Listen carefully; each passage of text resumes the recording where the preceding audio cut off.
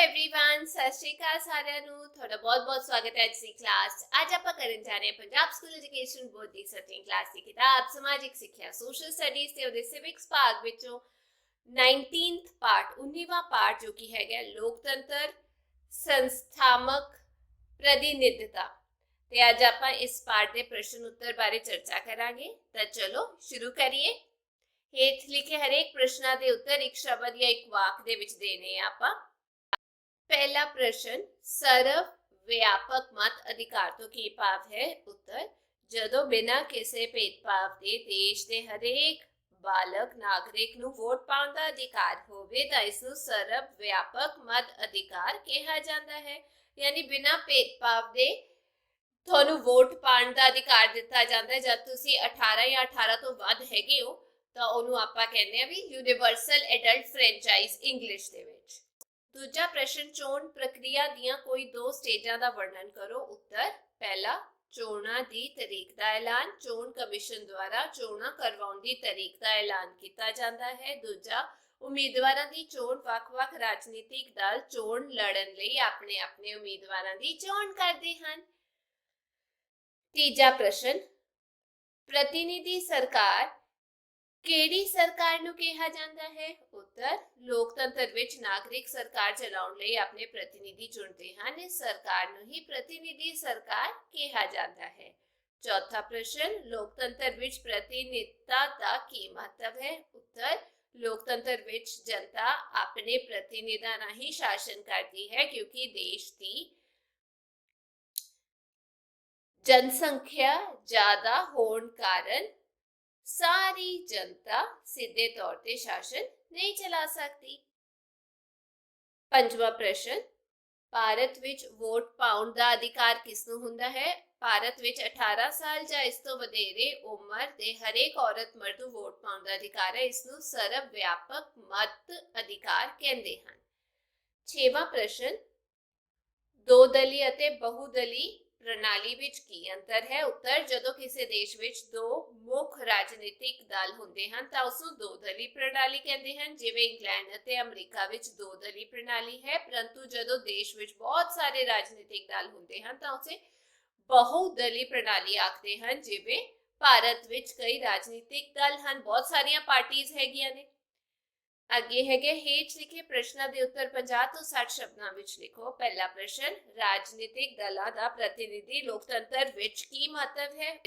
उत्तर राजनीतिक दलों तो बिना लोकतंत्र संभव नहीं है। राजनीतिक दल लोगों सामने अपने दल दी नीतियां रखते हैं। चोण लड़न लई दल अपने प्रतिनिधि चुनते हैं। राजनीतिक दल जनता नूं राजनीतिक मुद्दों बारे ते सरकार की भूमिका बारे सिक्ख्या दिंदे हैं। होरनां राजनीतिक दलों दीयां कमियां भी लोकां नूं दसदे हैं। राजनीतिक दल चोणां तो बाद सरकार बनाउंदे हैं जां विरोधी दल की भूमिका निभाउंदे हैं। दूजा प्रश्न गुप्त मतदान की हुंदा है, इसका की मतलब है। लोकतंत्र विच जदों असीं वोटां पाउंदे हां तां किसी भी राजनीतिक दल जां व्यक्ति नूं इह पता नहीं चलदा कि असीं अपनी वोट किस प्रतिनिधि दे हक विच पाई है। इस नूं गुप्त मतदान कहा जाता है। इस नाल व्यक्ति की स्वतंत्रता बरकरार रहती है, पता नहीं लगता किहनूं वोट पाया। तीजा प्रश्न लोकतंत्र विच विरोधी दल की भूमिका बारे संक्षेप विच लिखो।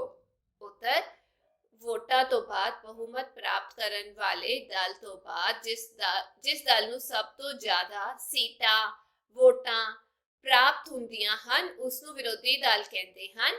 विरोधी दल सरकार ते कंट्रोल रखता है। इह सरकार नूं तानाशाह बनन तो रोकदा है। यह संसद दे विच सरकार की आलोचना ही नहीं करता सगों लोक राय भी बढ़ाउंदा है। ਇਹ सरकार तो नागरिकों के अधिकारों की रक्षा करता है। ओपोजिशन पार्टी जिन्हों कहते हैं। चौथा प्रश्न है विरोधी दलों के कामों का वर्णन करो।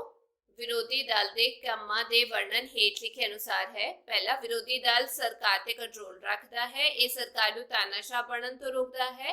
ये संसद विच सरकार की आलोचना ही नहीं करता सगों सही लोक राय भी बढ़ाउंदा है। ये सरकार तो नागरिकों के अधिकारों की रक्षा करता है।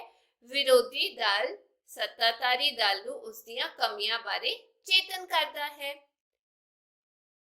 ਪੰਜਵਾਂ ਪ੍ਰਸ਼ਨ, ਰਾਜਨੀਤਿਕ ਦਲਾਂ ਦੇ ਦੋ ਕੰਮ ਲਿਖੋ। ਉੱਤਰ, ਚੋਣ ਲੜਨਾ ਅਤੇ ਸਰਕਾਰ ਬਣਾ ਕੇ ਸ਼ਾਸਕ ਪ੍ਰਬੰਧ ਚਲਾਉਣਾ, ਵਿਰੋਧੀ ਦਲਾਂ ਦੀਆਂ ਨੀਤੀਆਂ ਦੀ ਆਲੋਚਨਾ ਕਰਕੇ ਲੋਕ ਰਾਏ ਬਣਾਉਣਾ। ਛੇਵਾਂ ਪ੍ਰਸ਼ਨ ਹੈਗਾ, ਲੋਕਤੰਤਰ ਵਿੱਚ ਚੋਣਾਂ ਦਾ ਕੀ ਮਹੱਤਵ ਹੈ।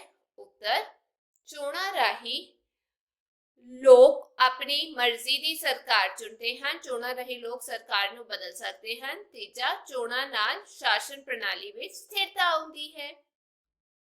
ਖਾਲੀ ਥਾਵਾਂ ਭਰੋ। ਪਹਿਲਾ, ਸਾਡੇ ਭਾਰਤ ਵਿੱਚ ਡੈਸ਼ ਲੋਕਤੰਤਰ ਪ੍ਰਣਾਲੀ ਹੈ। ਪ੍ਰਤੀਨਿਧੀ। ਦੂਜਾ, ਭਾਰਤ ਵਿੱਚ ਚੋਣ ਪ੍ਰਕਿਰਿਆ ਲਈ ਇੱਕ ਸੁਤੰਤਰ ਸੰਸਥਾ ਡੈਸ਼ ਬਣਾਈ ਗਈ ਹੈ, ਉਹ ਹੈ ਚੋਣ ਕਮਿਸ਼ਨ। ਤੀਜਾ, ਭਾਰਤ ਵਿੱਚ ਘੱਟੋ ਘੱਟ ਡੈਸ਼ ਸਾਲ ਦੀ ਉਮਰ ਵਾਲੇ ਨਾਗਰਿਕ ਨੂੰ ਵੋਟ ਦਾ ਅਧਿਕਾਰ ਹੁੰਦਾ ਹੈ, 18 ਸਾਲ। ਚੌਥਾ, ਡੈਸ਼ ਅਤੇ ਡੈਸ਼ ਵਿੱਚ ਦੋ ਦਲ ਅਤੇ ਡੈਸ਼ ਵਿੱਚ ਬਹੁਦਲ ਪ੍ਰਣਾਲੀ ਹੈ।